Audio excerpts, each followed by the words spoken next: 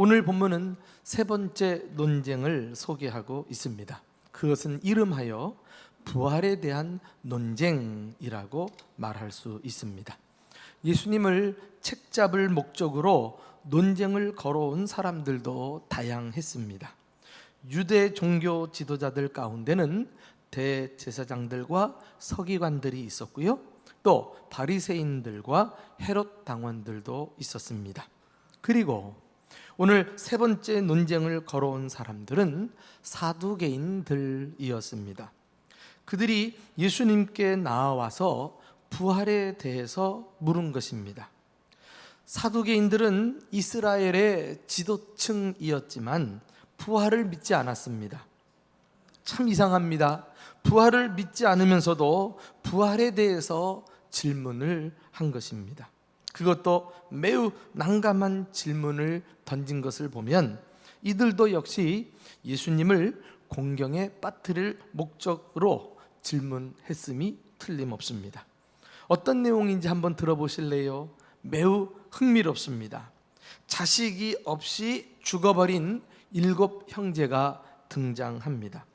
모세의 율법에 의하면은 형이 자식이 없이 아내를 두고 죽게 되면 그 다음 동생이 형수를 아내로 받아들였습니다. 이것을 소위 형수 수치에 관한, 형수 치수에 관한 규례, 이렇게 이제 우리가 이름 붙여서 말하는데요, 이러한 규례의 의도는 유산을 보존하고 또 가족의 혈통을 잇기 위해서라고 할 수 있습니다. 그런데 문제는요, 둘째 동생도 자식이 없어 죽었다는 것입니다. 그리고 셋째 동생도, 넷째 동생도, 그리고 마지막 7번째 동생까지 형수를 아내로 맞이하며 살다가 자식이 없어 죽었다는 게 아닙니까? 정말 이런 가정이 있을까요? 있다면 대단히 불행한 가정인데 이러기는 쉽지가 않지요. 단지 사두개인들이 예수님을 공경에 빠뜨리기 위해서 있지도 않은 이야기를 만들어서 예수님께 논쟁을 걸어온 것입니다. 그러면서 마지막에 가서 질문을 던지죠. 23절에 보면 7사람이 다 그를 아내로 취하였으니 부할 때, 곧 그들이 살아날 때에 그 중에 누구의 아내가 되리이까? 이런 질문입니다. 생각해 보세요. 자식이 없이 다 한 여자를 데리고 살았던 7 동생이, 7 남자들이 부활해 가지고는 한 여자를 가지고 또다시 피튀기게 싸울 이런 상황을 이야기하는 거 아니겠어요? 자, 24절, 25절 예수님의 답변을 함께 확인해 보겠습니다. 읽습니다. 시작. 예수께서 이르시되 너희가 성경도 하나님의 능력도 알지 못함으로 오해함이 아니냐? 사람이 죽은 자 가운데서 살아날 때에는 장가도 아니가고 시집도 아니가고 하늘에 있는 천사들과 같으니라. 너희가 오해한 것이 아니냐? 무슨 말씀입니까? 너희가 하나님에 대해서 무지하도다, 하나님이 하시는 일에 대해서 잘 알지 못하는도다. 지금 예수님은 사두개인들의 문제점을 딱 지적해 주고 계십니다. 그런데요, 사두개인들뿐만 아니라 오늘날도 예수 믿는 사람들 가운데 자주 주님에 대해서 오해하는 사람들이 있어요. 주님이 하시는 일을 잘 이해하지 못하고 시험 들고, 또 본인이 신앙생활하면서 회의를 품는 일이 많습니다. 이 모든 일은 우리가 오해함이 아니냐, 예수님이 지적하신 그대로라고 할 수가 있어요. 그래서 예수님은 사두개인들의 잘못을 수정하기 위해서 그 다음에 이제 말씀해 주시지만, 오늘 우리에게 적용할 때는 신앙의 회의에서 벗어나기 위해서 어떻게 해야 되는가, 그 방법을 본문에서 함께 찾아보고 싶습니다. 첫째로 신앙의 회의에서 벗어나려면요, 성경을 바로 알아야 합니다. 예수님은 사두개인들의 첫 번째 문제점을 지적하셨습니다. 너희가 성경을 알지 못함으로 오해함이 아니냐. 그래요. 그들은 성경을 잘 알지 못했어요. 오해를 하고 있었어요. 그러면서 그들의 오해를 잡아주시는 말씀을 하시는데 26절에 사람이 죽은 자 가운데서 살아날 때에는 장가도 아니가고 시집도 아니가고 부활의 하늘에 있는 천사들과 같으니라. 사두개인들은 부활을 인정하지 않으면서도 혹 부활이 있다면 다시 결혼 생활이 시작이 되는 줄로 생각을 했습니다. 오해한 것이죠. 다시 말해서 이 땅에서의 삶이 내세에도 계속 이어지는 것으로 착각한 것입니다. 그러나 이러한 오해는 성경에 대해서 바로 알기만 해도 해결되는 문제예요. 성경은 결코 그렇게 말씀하고 있지 않습니다. 여러분, 우리가 잘 아는 요한계시록, 앞으로 되어질 일에 대해서 예언한 말씀인데 그 마지막에 요한계시록 21장 4절 이하에 가서 보시면은 자, 마지막은 어떻게 될 것인가? 우리 한번 다 같이 읽어보실까요? 예수님이 재림하실 때 시작. 모든 눈물을 그 눈에서 닦아주시니 다시는 사망이 없고 애통하는 것이나 곡하는 것이나 아픈 것이 다시 있지 아니하리니 처음 것들이 다 지나갔음이러라. 보좌에 앉으신 이가 이르시되 보라, 내가 만물을 새롭게 하노라. 한번 따라해 볼까요? 처음 것들이 다 지나갔습니다. 이 말씀은 부활한 이후의 삶은 이 생과 내세가 완전히 다른 삶이라는 거예요. 전적으로 지금의 삶과 전혀 다른 새로운 질서 속으로 들어가는 것입니다. 처음 것들은 다 지나간 거예요. 그래서 우리가 들어갈 천국을 새 하늘과 새 땅이라고 표현하고 있지 않습니까? 역사의 주인이신 예수님께서 보라, 내가 만물을 새롭게 하노라 해서 우주 모든 세계를 완전히 재편하시고 새롭게 갱신하심으로 마지막 때 우리를 새 하늘과 새 땅에서 살게 하신다는 것입니다. 그래서 지금 우리가 눈으로 보는 하늘은 마치 축이 쫙 말려서 사라지듯이 없어져 버릴 것이고, 우리가 밟고 있는 땅은 불에 다 녹아서 더 이상 우리가 볼 수 없게 되는 것입니다. 이 세상의 제도도 마찬가지예요. 결혼도 이 세상에서만 존재하는 제도입니다. 예수님이 말씀하셨듯이 결혼한 후에는 시집도 장가도 아니가요. 결혼이 없어요. 그러니까 출산도 없고 가정도 없는 것입니다. 다만 지금의 육체가 새롭게 변화가 돼서 하늘의 천사들과 같이 불멸의 존재가 될 것입니다. 그리고 완전히 영광스러운 새로운 차원의 삶이 천국에서 펼쳐지는 것입니다. 할렐루야.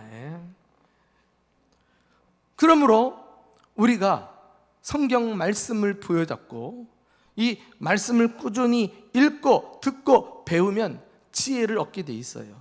우리의 믿음이 성장하고 인격도 예수님을 닮아가게 됩니다. 성경의 내용을 알게 되면 하나님의 뜻과 계획과 그분의 일하심을 전반적으로 파악할 수 있는 거 있죠. 그래서 어떤 사건을 경험하면, 어떤 일이 일어나면 믿음의 안목을 가지고 하나님께서는 이런 계획을 가지고 지금 이 일을 하시는구나, 우리는 이 계획에 대해서 어떻게 반응해야 되겠구나, 이런 딱 답이 나온다니까. 할렐루야. 이게 믿는 사람하고 안 믿는 사람의 차이예요. 자, 우리 한번 히브리서 5장 14절 말씀을 다 같이 읽어보실까요? 자, 시작. 단단한 음식은 장성한 자의 것이니 그들은 지각을 사용함으로 연단을 받아 선악을 분별하는 자들이니라. 이 말씀을 자막에 딱 띄워줘 보세요. 단단한 음식은 장성한 성인의 음식이다 그랬어요. 어린아이들 보세요. 늘 남이 먹여주는 물렁물렁한, 그리고 맛있는 것만 골라 먹어야 되잖아요. 그런데 이 아이가 왕성하게 신체 발육하려면은 이제 스스로 단단한 음식을 깨물어서 소화도 시키고 먹기 싫어도 몸에 좋은 줄 알고 먹어야 이제 몸이 무럭무럭 자라납니다. 단단한 음식은 장성한 자의 것이다. 이 말씀은 우리가 하나님 말씀을요, 날 남이 들려주는 것만 듣고 재밌는 것만 들으려고 해가지고는 한계가 있어요. 믿음이 자라지 않아요. 본인이 직접 하나님 말씀을 펴서 어려운 말씀이라도 씹어야죠. 그것을 꿀떡꿀떡 생켜서 자기 영혼의 양식으로 삼으면 그런 사람이 이제 장성한 어른 신앙으로 성장하게 됩니다. 이 장성한 사람의 특징이 뭐예요? 그들은 지각을 사용한다 그랬어요. 머리, 이성을 사용할 줄 알아요. 어린아이들은 보세요. 생각은 안 하고 그냥 제일 먼저 감정적으로 대응하잖아요. 그러면서 얼마나 시행착오를 하고 실수를 연발합니까? 애기니까 그런 거예요. 애기니까. 그러니까 여러분들이 같이 생활하면서도 몸은 멀쩡한데 풀어가는 그 방식을 보면 아이인지 어른인지 금방 알아요. 그냥 왈칵 그냥 기분 나쁘다고 화부터 내고 말이죠. 사람이 막 흥분해가지고 걷잡을 수 없다? 죄송합니다만은 애기예요. 애기. 어른 보세요. 지각을 사용함으로 아무리 화가 나고 아무리 큰일 난 것 같아도 가만히 있자. 지금 이 사건을 우리가 어떻게 이해해야 될까? 하나님께서 나에게 왜 이런 일을 허락하셨을까? 이 일을 통해서 나는 무엇을 배우고 어떻게 대처해야 될까? 이런 생각을 하나하나 말씀을 따라서 실천하기를 힘쓸 때 그게 장성한 사람, 진정한 그리스도인이라고 할 수가 있어요. 그들은 연단을 받아 선악을 분별하는 자니라. 말씀을 통해서 깊이 생각하고 그리고 말씀으로 훈련을 받아가지고 선악을 분별한다. 이렇게 분명하게 말씀이 가져다주는 효력에 대해서 우리에게 가르쳐주고 있지 않습니까? 오늘 우리 사랑하는 교우 여러분, 신앙의 회의에서 우리가 벗어나서 말씀을 통해 확신 가운데 나아가고 어떤 문제와 시련이 찾아오더라도 끄떡없이 믿음을 지키고 승리하는 저와 여러분 될 수 있기를 주님의 이름으로 축원합니다. 두 번째, 신앙의 회의에서 벗어나려면 하나님의 능력을 알아야 합니다. 예수님이 두 번째 사두개인들의 문제점을 지적했는데요, 그것은 하나님의 능력을 알지 못하는 것이었어요. 너희가 성경도 하나님의 능력도 알지 못함으로 오해함이 아니냐. 이때의 하나님의 능력은 어떤 능력입니까? 바로 죽은 자를 다시 살리시는 능력을 의미합니다. 그렇습니다. 우리가 믿는 하나님은 그냥 하나님이 아니에요. 무에서 유를 창조하시고 죽은 자를 다시 살리시는 전능하신 하나님이신 줄로 믿습니다. 이 예수님을 우리가 하나님을 믿을 때 어떤 분인지에 대한 명확한 지식을 가지고 믿는 것이 얼마나 실질적으로 도움을 주는지 몰라요. 예수님은 이 사실을 증명하기 위해서 구약의 모세오경 중에서 출애굽기에 나오는 모세에 대해서 언급하고 계십니다. 모세가 하나님께 부름받았을 때 장면을 기억하십니까? 우리 한번 26절 말씀을 직접 읽어보실까요? 자, 시작. 죽은 자가 살아난다는 것을 말할진대 너희가 모세의 책 중 가시나무 떨기에 관한 글에 하나님께서 모세에게 이르시되 나는 아브라함의 하나님이요 이삭의 하나님이요 야곱의 하나님이로다 하신 말씀을 읽어보지 못하였느냐? 바로 출애굽기 3장 4절에 나오는 말씀입니다. 하나님은 이 불타는 떨기나무 가운데서 모세를 이스라엘의 지도자로 부르실 때 자신을 소개한 말씀이에요. 나는 아브라함의 하나님, 이삭의 하나님, 야곱의 하나님이라. 이 아브라함과 이삭과 야곱은 모세가 태어나기 전에 400년 이상 훨씬 이전에 살았던 사람들입니다. 믿음의 족장들이에요. 그런데 그들은 이미 죽고 이 세상에 없는 자들이에요. 그럼에도 불구하고 하나님은 그들의 하나님이라고 불리어지기를 기뻐하셨고 모세에게 당당하게 그 하나님을 소개하고 있는 것입니다. 이게 무엇을 의미할까요? 오늘 본문 예수님께서 하신 27절에 그 내용의 해답이 나와요. 우리 27절 다 같이 함께 읽어보실까요? 시작. 하나님은 죽은 자의 하나님이 아니요 산 자의 하나님이시라 너희가 크게 오해하였도다. 그렇구나. 하나님께서는 아브라함과 이삭과 야곱이 우리가 볼 때 이미 죽은 자이지만 하나님 편에서는 이 사람들은 살아있다 라고 간주하시는구나. 왜요? 이분들은 부활해서 주님과 함께 영원히 살 것이기 때문에 그 부활할 날을 앞당겨서 주님은 이들을 이미 산자라고 규정하고 계시는 것입니다. 반드시 하나님께서 죽은 그들을 살려내실 것이 분명하기 때문이에요. 그럼에도 불구하고 사두개인들은 이 부활을 부인하는 것은 죽은 자를 살리시는 그 하나님의 능력에 대해서 잘못 알고 있었던 그런 커다란 오해였음을 예수님께서 지적하시고 오늘 본문은 끝납니다. 너희가 크게 오해하였도다. 그러니까 이게 무슨 말씀입니까? 신앙생활 하면서 하나님이 단순한 하나님이 아니라 죽은 자를 다시 살리시는 하나님, 세상 천지에 어떤 이런 하나님이 또 있단 말입니까? 어떤 종교가 죽은 자를 다시 살리시는 신을 믿는 종교가 어디 있습니까? 그런데 말씀을 통해서 우리가 믿는 하나님이 죽은 자를 다시 살리시는 하나님이심을 확인하고 그 능력을 의지하고 살아갈 때 신앙생활하면서 만나는 많은 문제들이 그 하나님으로 인하여 능히 해결되는 줄로 믿습니다. 이것이 우리 모든 그리스도인들의 한결같은 믿음인 것입니다.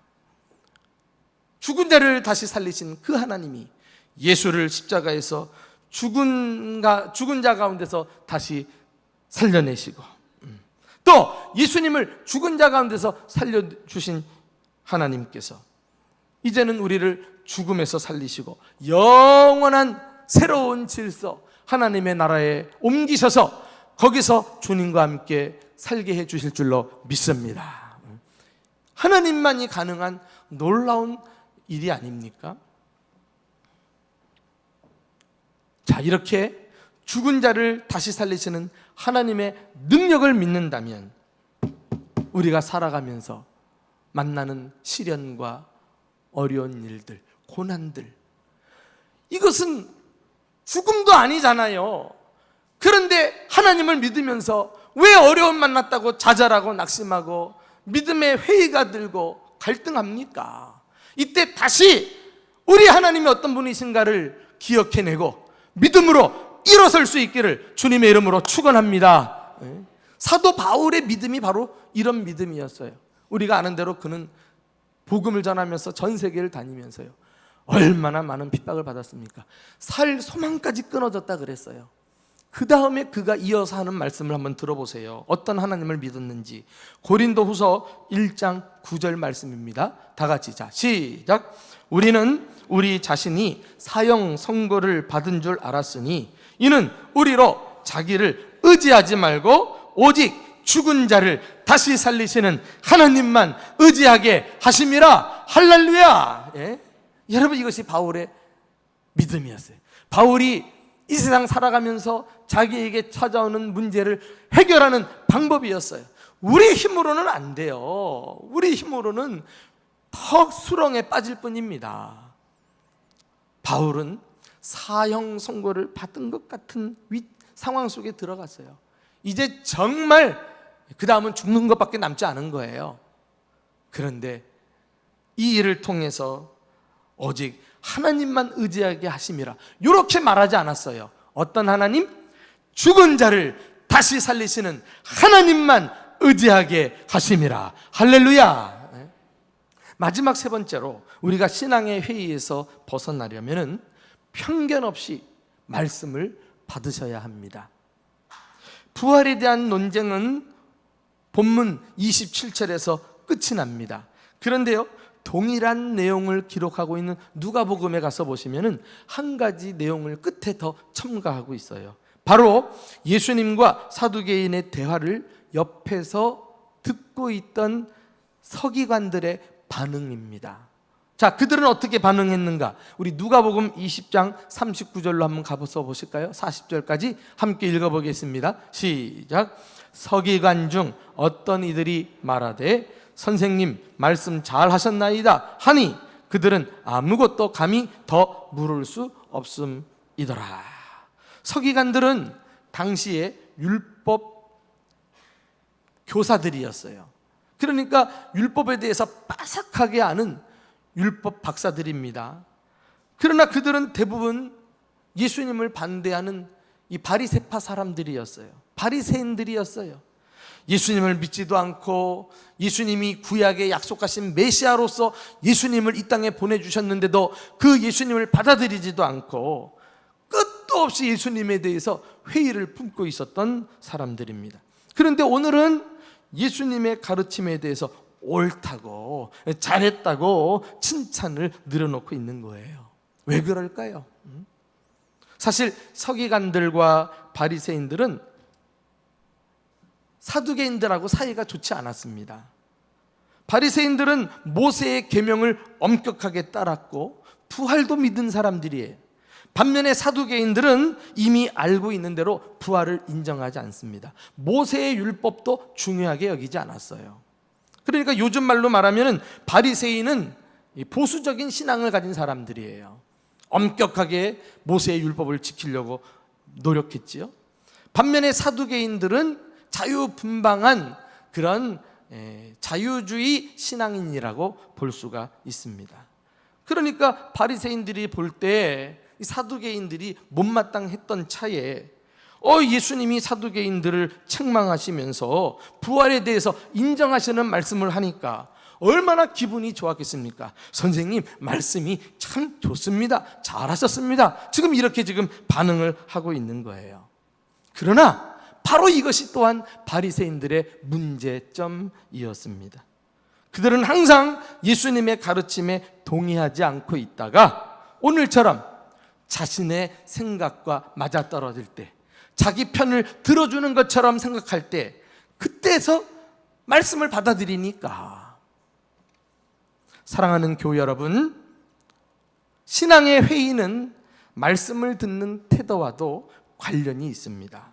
혹시 여러분들이 자주자주 신앙의 갈등에 들어가고 회의에 빠진다고 하면 평소 나는 하나님의 말씀을 어떤 태도로 대하고 있는가 한번 좀 살펴보시기 바랍니다.